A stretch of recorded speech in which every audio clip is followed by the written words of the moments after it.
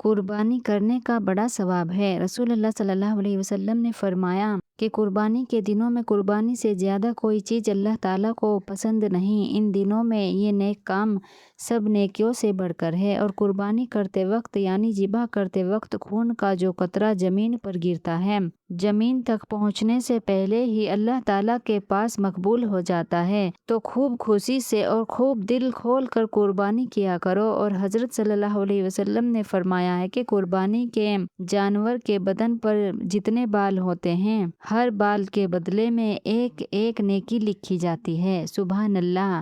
بھلا سوچو تو کہ اس سے بڑھ کر اور کیا ثواب ہوگا کہ ایک قربانی کرنے سے ہزاروں لاکھوں نیکیاں مل جاتی ہیں۔ بھیڑ کے بدن پر جتنے بال ہوتے ہیں، اگر کوئی صبح سے شام تک گنے تب بھی نہ گن پاوے۔ سوچو تو کتنی نیکیاں ہوئی۔ بڑی دینداری کی بات تو یہ ہے کہ اگر کسی پر قربانی کرنا واجب بھی نہ ہو تب بھی اتنے بے حساب ثواب کے لالچ سے قربانی کر دینا چاہیے کہ جب یہ دن چلے جائیں گے تو یہ دولت کہاں نصیب ہوگی، اور اتنی آسانی سے اتنی نیکیاں کیسے کما سکے گی۔ اور اگر اللہ نے مالدار اور امیر بنایا ہو تو مناسب ہے کہ جہاں اپنی طرف سے قربانی کریں، جو رشتہ دار مر گئے ہیں جیسے ماں باپ وغیرہ، ان کی طرف سے بھی قربانی کر دیں، اور انہیں تو کم سے کم اتنا تو ضرور کرے کہ اپنی طرف سے قربانی کرے، کیونکہ مالدار پر تو واجب ہے۔ جس کے پاس مال دولت سب کچھ موجود ہے اور قربانی کرنا اس پر واجب ہے، پھر بھی اس نے قربانی نہ کی، اس سے بڑھ کر بدنصیب اور محروم اور کون ہوگا۔ اور گناہ رہا وہ الگ۔ جس پر صدقہ فطرہ واجب ہے اس پر بقرہ عید کے دنوں میں قربانی کرنا بھی واجب ہے، اور اگر اتنا مال نہ ہو جتنے کے ہونے سے صدقہ فطرہ واجب ہوتا ہے تو اس پر قربانی واجب نہیں، لیکن پھر بھی اگر کر دیوے تو بہت بڑا ثواب پائے۔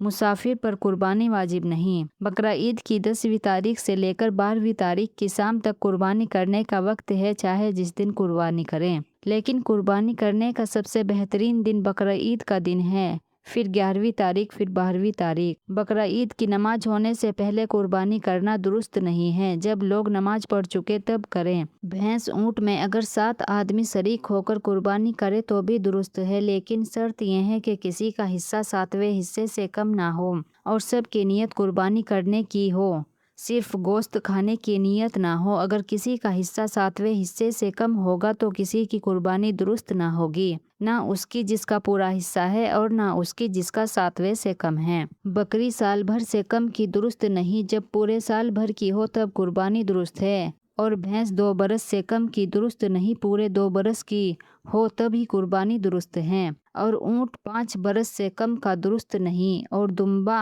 یا بھیڑ اگر اتنا موٹا تازہ ہو کہ سال بھر کا معلوم ہوتا ہو تو ایسے وقت 6 مہینے کے دمبے اور بھیڑ کی بھی قربانی درست ہے، اور اگر ایسا نہ ہو تو سال بھر کا ہونا چاہیے۔ جو جانور اندھا ہو یا کانا ہو، یا ایک آنکھ کی تہائی روشنی یا اس سے زیادہ جاتی رہی ہو، یا ایک کان تہائی یا تہائی سے زیادہ کٹ گیا، یا تہائی دوم تہائی سے زیادہ کٹ گئی، تو اس جانور کی قربانی درست نہیں۔ جو جانور اتنا لنگڑا ہے کہ فقط 3 پاؤں سے چلتا ہے، چوتھا پاؤں رکھا ہی نہیں جاتا، چوتھا پاؤں رکھتا تو ہے لیکن اس سے چل نہیں سکتا، اس کی بھی قربانی درست نہیں۔ اور اگر چلتے وقت وہ پاؤں زمین پر ٹیک کر چلتا ہے اور چلنے میں اسی سے سہارا لگاتا ہے لیکن لنگڑا کر کے چلتا ہے تو اس کی قربانی درست ہے، لیکن موٹے تازے جانور کی قربانی کرنا زیادہ بہتر ہے۔